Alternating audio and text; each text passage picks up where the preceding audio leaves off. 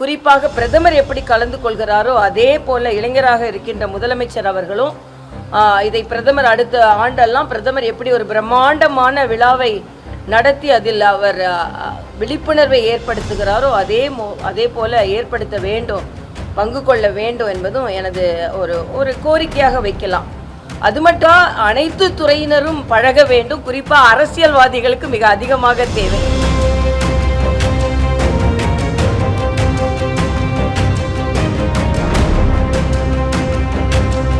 இன்னைக்கு உலக யோகா தினம் மரியாதைக்குரிய பாரத பிரதமர் அவர்களின் முயற்சியினால் கொண்டாடப்படுகிறது. இதில் நாம் அனைவருமே பாரத பிரதமர் அவர்களுக்கு நன்றியுள்ளவர்களாக இருக்க வேண்டும். ஏன்னா யோகா உடலுக்கும் மனதிற்கும் மிகுந்த அமைதியையும் ஆரோக்கியத்தையும் தரக்கூடியது. இந்த உலக நாடுகளில் இஸ்லாமிய நாடுகள் கூட இதை கொண்டாட ஆரம்பித்திருக்கும் பொழுது இது எந்த அளவிற்கு உலகில் பரவி இருக்கிறது. ஜூன் 21 ஏன் இதை கொண்டாடுகிறார்கள் என்றால், நம்ம 365 நாட்களில் நீளமான நாள், லாங்கஸ்ட் டே இன்னைக்கு.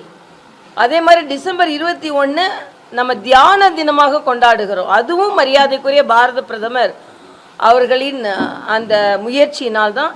அதனால் எல்லாருமே இன்னைக்கு யோகா செய்யணும். என்னை கேட்டால் தமிழக அரசும் இதை எப்படி மரியாதைக்குரிய பாரத பிரதமர் பிரம்மாண்டமான விழாவில் கலந்து கொள்கிறாரோ அதே மாதிரி ஒரு விழிப்புணர்வை ஏற்படுத்துவதற்கு முதலமைச்சர் அவர்களும் தமிழகம் முழுவதும் யோகா இந்த தினத்தை எல்லா அரசு நிறுவனங்களிலும் எல்லா பள்ளிகளிலும் குறிப்பாக பிரதமர் எப்படி கலந்து கொள்கிறாரோ அதே போல இளைஞராக இருக்கின்ற முதலமைச்சர் அவர்களும் இதை பிரதமர் அடுத்த ஆண்டெல்லாம் பிரதமர் எப்படி ஒரு பிரம்மாண்டமான விழாவை நடத்தி அதில் அவர் விழிப்புணர்வை ஏற்படுத்துகிறாரோ அதே போல ஏற்படுத்த வேண்டும், பங்கு கொள்ள வேண்டும் என்பதும் எனது ஒரு கோரிக்கையாக வைக்கலாம். அது மட்டும் அனைத்து துறையினரும் பழக வேண்டும், குறிப்பாக அரசியல்வாதிகளுக்கு மிக அதிகமாக தேவை. ஏனென்றால் அரசியல்வாதிகள் பல ஏற்றத்தாழ்வுகளை, பல கோபதாபங்களை, பல போட்டிகளை எல்லாம் சந்திக்கும் பொழுது அவர்களுக்கு இது இன்னும் அதிகமாக தேவைப்படுகிறது. அதனால் யோகாவும் சரி தியானமும் சரி அனைவரும் பழக வேண்டும். இன்னும் சொல்லப்போனால் வீட்டில் உள்ள பெண்கள் இதுக்கு தான் ஒரு நேரம் ஒதுக்கணும் இல்லை, சமையல் செய்யும் போது இடையில கூட யோகா செய்யலாம். என்ன சொல்கிறாங்க, இப்போ